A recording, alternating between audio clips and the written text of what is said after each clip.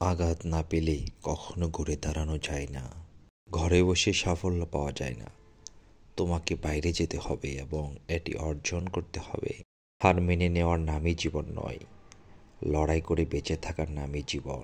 যারা আঘাত পেয়ে উঠে দাঁড়ায় তারাই জীবনে একদিন অনেক কিছু করে দেখায়। অতীতের পাতাগুলো লেখা যায় না, কিন্তু আগামীর পাতাগুলো ফাঁকা। সুন্দর করে তৈরি করুন। স্বপ্ন সেটা নয় যেটা মানুষ ঘুমিয়ে ঘুমিয়ে দেখে। স্বপ্ন সেটাই যেটা পূরণের প্রত্যাশায় মানুষকে ঘুমাতে দেয় না। আপনি অন্য সবাইকে বোকা করতে পারেন, কিন্তু নিজের মনকে বোকা করতে পারবেন না।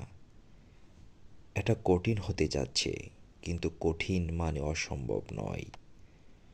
সুযোগের জন্য অপেক্ষা করবেন না, এটি তৈরি করুন।